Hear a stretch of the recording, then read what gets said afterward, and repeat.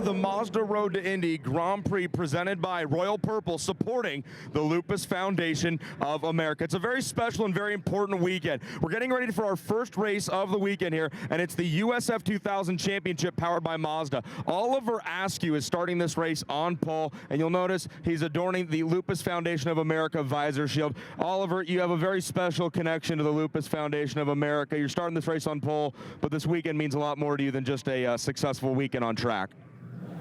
Yeah, just a few weeks ago we found out that this event was going to be supported by the Lupus Foundation, and my mom actually has lupus, so it's a very special event for us, and we're all very excited to be a part of it. Well, Oliver, we appreciate you taking the time to just talk to us about something that your family is going through. Oliver's the championship point leader here in the USF 2000 Championship. He'll be starting this race in his Soul Red Mazda from the pole position. Green, and a great jump for Oliver Askew. Not a bad jump from the outside for the 22 of Calvin Ming either. They'll work their way down into one. You can see Askew down to the bottom of the racetrack. He'll go to defense. This is where the outside run comes. You can run the bottom. Kalen Frederick way to the outside to try to get a run. He'll come across the bow. Clean so far. The curbing on the inside of one, always treacherous, Jerry. We've seen issues. The number 90 already into the pits. That is championship contender Parker Thompson. Was a winner here last year, Jerry. Already into pit lane. He came off, as a matter of fact, as the 2x2 were coming toward the start-finish line. He pulled into the pits, obviously some kind of an early problem. Yeah, was able to sense something on the warm-up laps. Those laps that something was not right for Parker Thompson. We'll see if he gets back out onto the racetrack in time to maybe get to the tail of the field and cross his fingers for a yellow.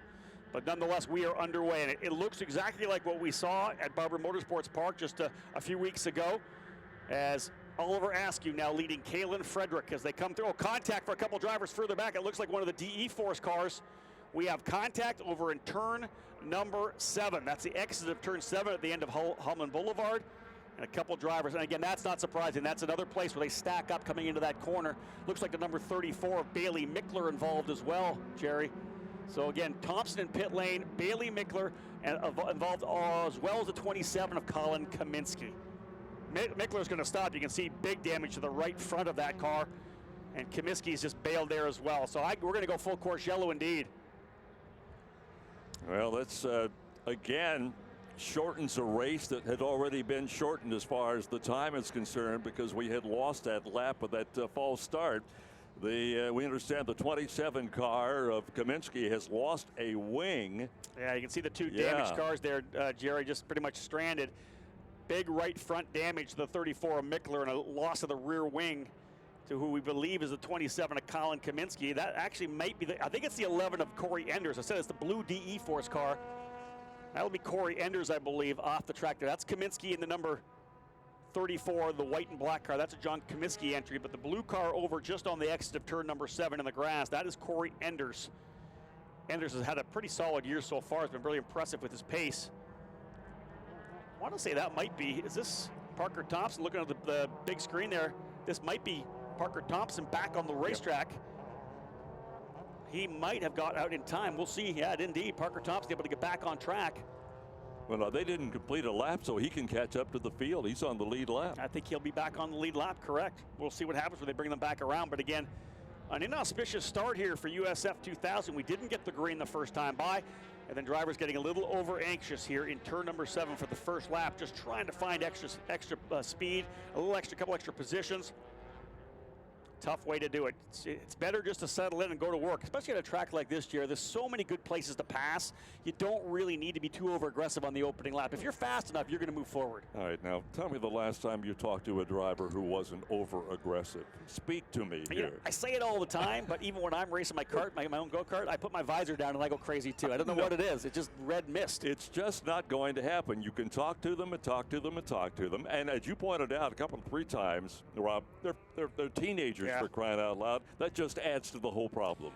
They want to do well. It's Indianapolis. They're trying to find that. And again, the opening laps are the best opportunity to pass. You're 2x2. You're not in that single file. If you get by 1 or 2 guys, you're going to find yourself getting 3 or 4 or 5 spots just where you are on the racetrack in terms of guys being on the inside or outside of you. So it's an opportunity, of course, but again, tough to see that kind of contact for a couple drivers so early on. They're of course back on track again tomorrow.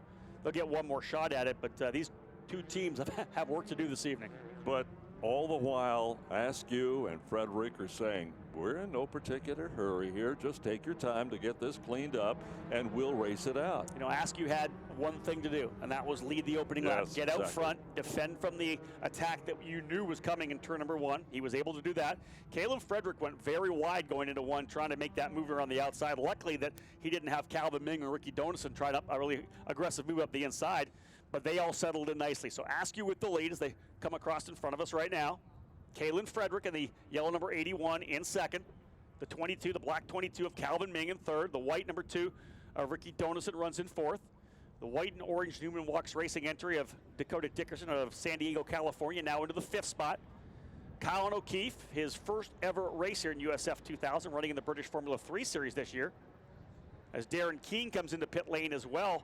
Keene with front wing damage in the number 32. Robert McGinnis in 7th, Renus VK 8th, Isla Ogren in 9th, and David Malukas, another driver making his first USF 2000 start. Malukas in the number 79, staying out of trouble and getting up into the top 10. Now, if you were one of those drivers who started back, let's say from the 4th row on back, you have really dug yourself a hole right now, because you've got all of that massive humanity in front of you, and you're going to come by single file this time. And so your chances of making a move are almost a bonsai situation. You don't want to do that. Well, you know, the funny thing at the very start, everybody's so bunched up. You're 2 by 2. You're much closer to the lead. The minute we go single file, of course, it doubles the amount that you're behind the leader. There's now that we're doing, now you go into the position where, hey, I need to just take a big breather. We'll go back to green. I'll get started. Whether I'm running 7th or 12th or 17th, now you go to work on the guy in front of you. You follow him. You try to find the weaknesses he or she has. You make the move. This is where you settle down, ideally, because the race has started. Now it's time to just relax and see what you can get. You know, the average speed is 62 miles an hour right now, and the time is something we've got to watch now, Rob, because we're showing just over 21 minutes to go in this race, and they still don't have the track cleared and ready to go yet. Yeah, Oliver Askew loving that. He just likes that time whittling away. Remember, Oliver already has 3 wins to his credit this year, 3 straight wins after a 2nd place finish in the opener. He has a pretty nice little lead in the championship as we look forward to this great weekend here in Indianapolis. And the race he did not win, which was the first race down in St. Pete, he was 2nd after starting 3rd in that race. He came in with such a great attitude, Jerry. The idea for him was, you know, I'm a rookie. I got this scholarship. I don't have any expectations to win races. I just want to finish well. I know I got a good race car. They were fast in practice, fast in qualifying. His idea was, I'll get a top 10. Top 5, and he ended up finishing 2nd. And I think that gave him the momentum to be able to do what he did the next day, and that was lead from the get-go and able to win that race. You talked about this earlier. He won the Mazda Road to Indy USF 2000 $200,000 scholarship, and boy, that's big. A fantastic program. We haven't really had a chance to talk about that this weekend. What happens with the Mazda Road to Indy presented by Cooper Tires? They have connected themselves with racing series all around the world, whether it's in Australia, New Zealand, Asia, in Canada, in Europe. Anything below USF 2000, whether it's an F1600 series, one of the F4 classes, you know, whatever it may be, those drivers, the champions of those championships, all get invited to come to Mazda Raceway Laguna Seca. They all get a chance to come and go head-to-head. And it was a shootout for a $200,000 scholarship. And for Oliver to be able to get the job done against 6 amazing finalists, they had a head-to-head race. It was a great battle for the win and the scholarship. He really had to perform before he was able to get to this level anyways. And so very impressive to see what he's been able to do. But for him to now take that scholarship and lead the championship 2 events in, that's big. Well, we're still going to be under the yellow flag for just a moment. I know they're doing the best they can over in turn number 7. That was 2 cars pretty damaged up, and neither car, I believe, able to get back to the pits. They're going to bring the number 32 of Bailey Mickler now back, I believe. Mickler potentially able to get himself back rolling again. We'll see. And we're showing the 32 car of Darren Keene. Yeah, he had that front wing, so they were able to get that front wing changed. We're looking good here now. We may be able to get back to green flag racing once again, but as Jerry said, time winding down. Already 11 minutes of the 30 minutes in the books, less than 20 to go. Terrific view from our cameras, looking right straight down the main straightaway from north to south. And that's the area that you and I were concerned about. They did a decent job getting through there. Yeah, the one area we were really worried about, they were fine. When they got down to 7, normally you figured they'd kind of be fanned out enough that they were able to be smart and not try to get too over aggressive. But when you look at somebody with a rear wing damage and someone with front wing damage or front end damage, you know that Mickler likely got into the back of Enders. So it's about going into that corner. Again, your brakes aren't even that up to temperature yet. Of course, the drivers drag them a little bit on the warm-up laps to get those brakes ready to go. But when you come down there for a really hard run into those brakes, you got to hope that they're going to work. And I got a feeling Mickler probably just went a little too deep into the braking zone. Parker Thompson, the number 90, getting a stop and hold down here on pit lane. He was able to get back out on track, so ideally he'll get back out before we get rolling and come to the tail of the field, stay on that lead lap, because I'll tell you, Thompson would be one to watch from 20th or 21st, depending on where he slots in. Parker Thompson won here last year in the USF 2000 Championship. He was the runner-up in the 2016 season, right behind Anthony Martin. And he's had a pretty good year. He's had a solid year so far. That brand new team, Exclusive Autosport, they have experience in F1600. But for him to be able to come into this brand new team, really kind of pick it up and see what he could do with it. A couple top 5s, or 5 top 5s, I believe. 4 top 5s, rather. Well, he's 4th in points. He's a great young driver out of Canada. Really excellent to talk to. Has those personal skills that you want, kind of following in the footsteps of a James Hinchcliffe. Yeah, we were told it'll be 1 to go at the line. So again, as it's going to take him a couple of minutes to get around this situation at this particular pace. And right now we're looking at 17 minutes. We're going to have about 13 or 14 to go when we get rolling again. That's going to mean we're probably only going to have about maybe 9 or a 10 lap shootout, the dash to the end here. And again, all we really ever hope for these young drivers in the first rung of the Mazda road to Indy is that they're going to get track time. And that's one of the things that always happens. These kids get so excited and so amped up that we often see an incident early in the race. And it does rob this track time that they need. So hopefully we'll get back to green. It'll be clean and green through to the end. It should be a pretty good battle between Oliver Askew and Kalen Frederick, but Calvin Ming and Ricky Donison right there as well. I'm looking ahead, Rob, to tomorrow at 9:52 in the morning. We have the race number 2 for the USF 2000. So they're going to have to sit on this overnight. Well, and they'll need that. That's one of the things with these young drivers. They're able to go in after the race. They'll go over the data with their engineers, and they're able to kind of just let everything kind of sink in a little bit, have a better feel for what they did. And, you know, Jerry, one of the things we always talk about, a first-year driver versus a second-year driver. Anytime you talk to a second-year driver at the start of the season, he'll just tell you straight up, it's such a different mindset coming in. I'm so much more relaxed. I was so anxious. I felt I had to win. And they get themselves so jacked up that they're not able to beat the veterans. And I always say, do you think the 2018 you will be able to beat the 2017 you? And say, of course I could. Well, then why do you expect to beat a guy that's second year in the series? He's already got that full year on you. They look at me with a kind of a dumbfounded look and then start to understand it. All right, this should be the final warm-up, so to speak, lap as they head down into turn number 1 again.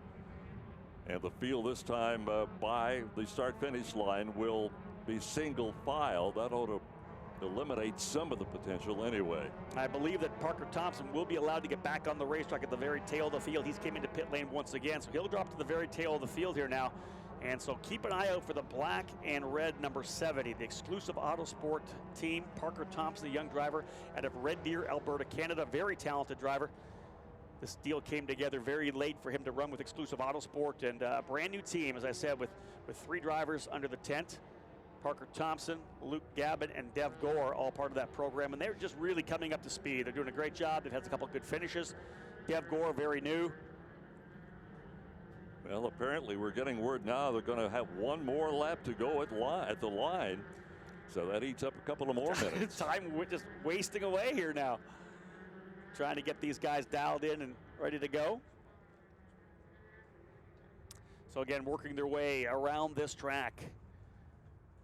Drivers in the Cooper Tires USF 2000 Championship powered by Mazda. This is the Mazda Road to Indy presented by Royal Purple, supporting the Lupus Foundation of America, the actual name of this event. Great to have Royal Purple here with us and bringing along with them a fantastic group and a fantastic charity for the Lupus Foundation of America. The word we're getting is they're trying to get Parker Thompson back into position with the rest of the field. That's the reason for 1 more time around. So again, Parker getting lined up there on the number 90. They're going to make sure they get him in the right spot.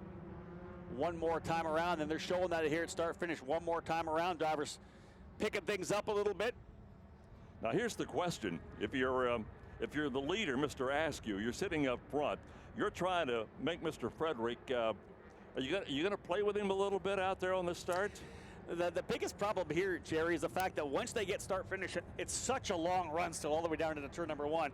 Even if he punches off early, Frederick's going to be right there in the draft and slowly come in on him. That's the trouble. Well, not say the trouble, but that's one of the characteristics of this racetrack. Even if you get a good jump, he's going to be right into the draft on you, working you down into turn number 1. So what we're looking at right now is Askew, Frederick, and Ming. They are literally separated by just over 1 second, and then of course Donison comes into play likewise.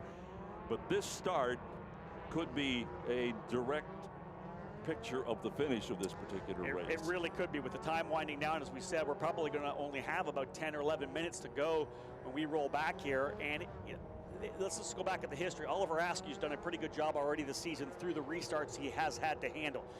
He's got good jumps. No one's been able to get him in turn number 1 when he went back to green. So really an opportunity for Oliver Askew to get that jump he needs. And what will probably be, again, now maybe a 6 or a 7 lap, maybe 8 laps if we're lucky, an 8-lap race to the checkered flag. So Oliver Askew, one of the rookies out of Melbourne, Florida. He's one of the members of the Cape Motorsports team. And Ricky Donison, by the way, who was in the 4th spot, is also a member of that team. Single file restart. Pace cars come again this time around. So, Rob, let's hope we can get through these laps. I'm checking the time down here. The time to go, 11:45 right now. Wouldn't be surprised if the race director did a all-channel call to these drivers saying, listen, let's get some green flag laps in. You make a mistake here, we're going to put you at the tail of the field, because they want to get some green flag laps. I would not be surprised if our race director, Scott Elkins, had a quick chat on the radio. Pace car is in. Oliver Askew already jumping on the throttle, coming out once the pace car is in, and we are, I think, going to see green this time by. Indeed we are. Tom Ansing throwing the green flag here at start finish, and Askew with a big jump. Fantastic launch to get out of the way of Kalen Frederick, and here we go. Again, the driver to watch for, the number 90 of Parker Thompson, trying to recover. Thompson having to start at the very tail of the field. Doesn't feel like that car is pulling up to speed, though. He was well back as he came through here. So we'll see if Thompson's able to get anything going, whether that number 90 continues to run the way it needs to. We are told that Juan Piedrahita, if you were with us earlier, when he hit the tire barrier, he must have done some serious damage to tear up the tires. He has now been released to the infield medical center. Very good news. Juan Piedrahita, a graduate of this USF 2000 program. He ran in USF 2000, Pro Mazda, and now Indy Lights. And in fact, I believe today, if they're able to get the car fixed and he's cleared to race, this would be his 100th start in the Mazda Road to Indy. Incredible racing just outside the top 5 right now between the other 2 Team Pelfrey cars. That's the number 80 of McGuinness and the number 82 of Agron. But right now, Oliver Askew out to a pretty nice little lead as he works his way again out of the turn number, I believe, 10, 11 over to turn number 12. Through 13 again, that tight decreasing radius left-hander, and Askew looking to get a good jump. And in fact, Jerry, he's got enough of a lead right now that the draft not going to come into play. If anything, Calvin Ming's going to hold on to Kalen Frederick here. This is going to be a battle for second as opposed to either of these drivers fighting for the lead. Yeah, the battle for second is the one to watch right now. The 81 car of Frederick, the 22 car of Ming, as Askew is just checked out for the moment anyway. Behind them, rookie Donison running in the 4th spot. Dakota Dickerson in 5th. 6th is Colin O'Keefe, the South African driver, making his USF 2000 debut with Team Bennick. Renus VK running in 7th. Robert McGuinness 8th across the line. He and Agron, as we said, going at it. 2 yellow Team Pelfrey cars. And Moises de Oliveira, that blue and white DE Force entry, now in the 10th spot. Driver into pit lane, number 32 of Darren Keene. Remember, he came in to make it a wing change after the contact on the opening lap. He'll roll down pit lane. I want to say the number 90 of Parker Thompson still with trouble, as he has gone a lap down to the number 90. So trouble for the Canadian guy who won here last year in the opening round of the doubleheader. Doesn't see the luck this time around. A tough finish for him, a DNF. Not what you need if you're going to try to take a run at the championship. And battle for 4th, 5th, and 6th is not bad either. Donison, Dickerson, and O'Keefe are having a pretty good go at it right now. You know what? That's one sophomore driver and 2 rookies. Ricky Donison coming through the Indian karting ranks, did some Asian formula racing, open wheel formula racing.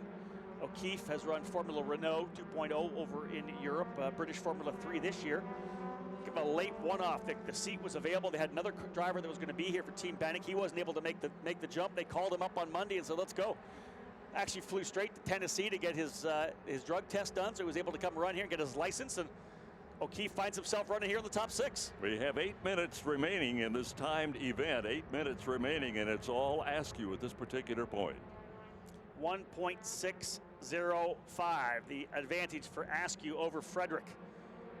Ming trying to hold on to Askew, or rather to Frederick, see if he can't get in there, but it would be still a good podium finishing for him.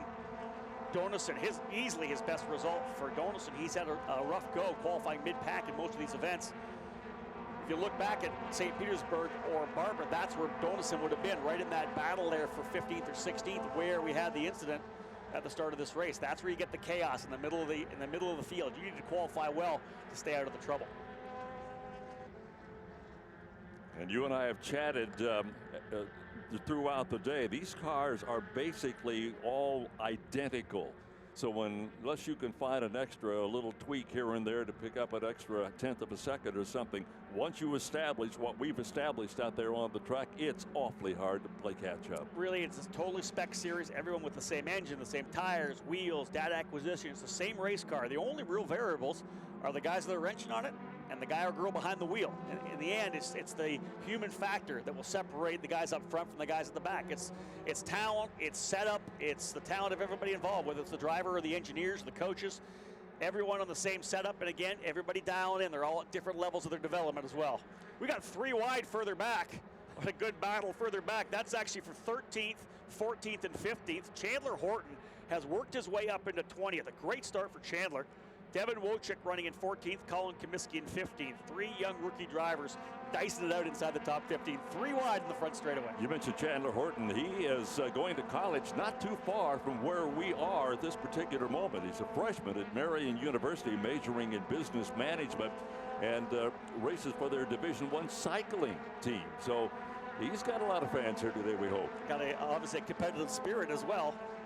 Races cars, races bikes. We had a chance actually to talk to him when we were at the PRI show here in Indianapolis back in December. That's when they had announced the team.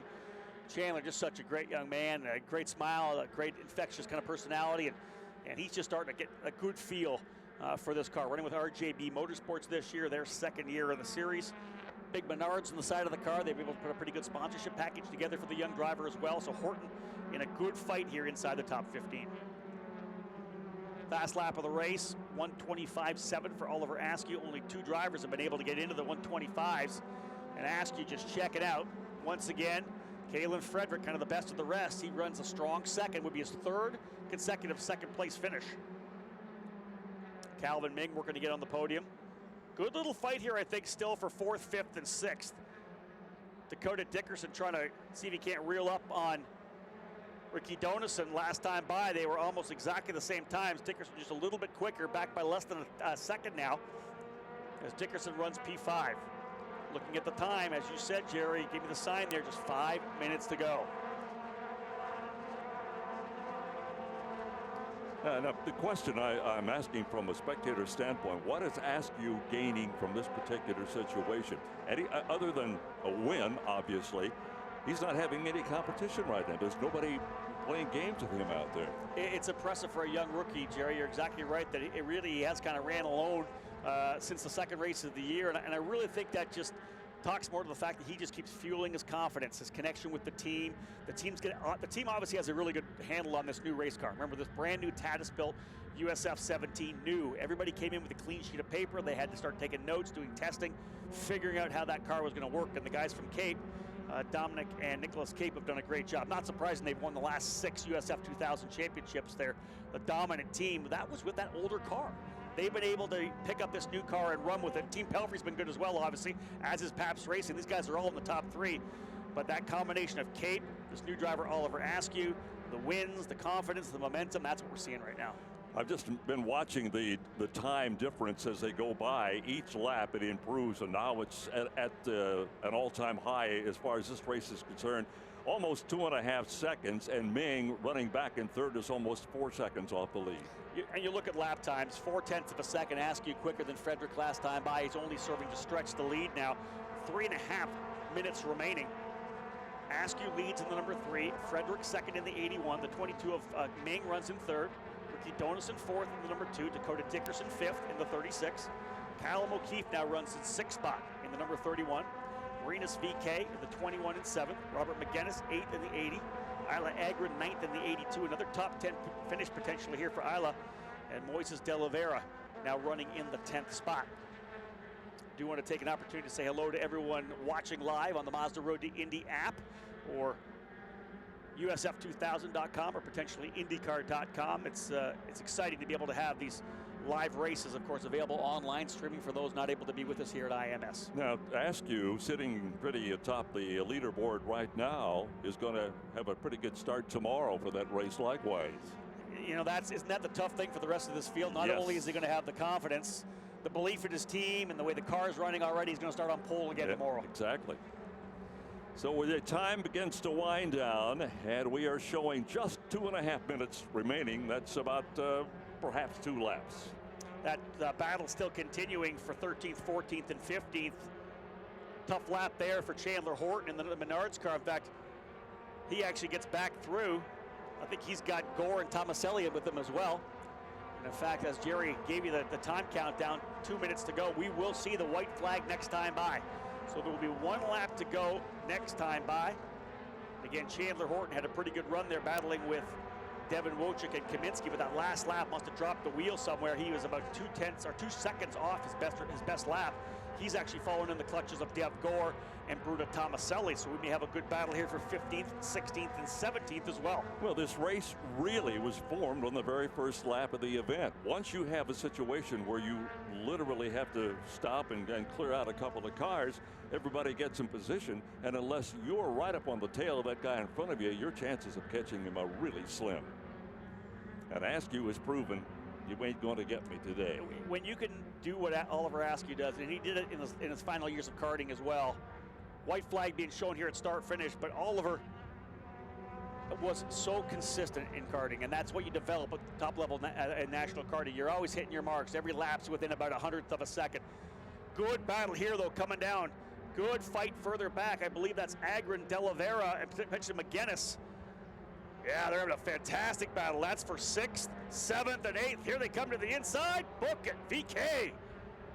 I believe that's O'Keefe by VK. Good racing further back. It doesn't matter if it's the top 5. Terry, these guys are battling it out for the position. Every slot is important. And they're still going at it. In the end, in the championship, you never look back and say that first or second. It's when I finished 7th or 8th. There's a driver off. Driver took the escape route coming through turn number 1. Wasn't sure which driver that was, but someone overcooking it into the braking zone. And luckily there is that escape road here at IMS.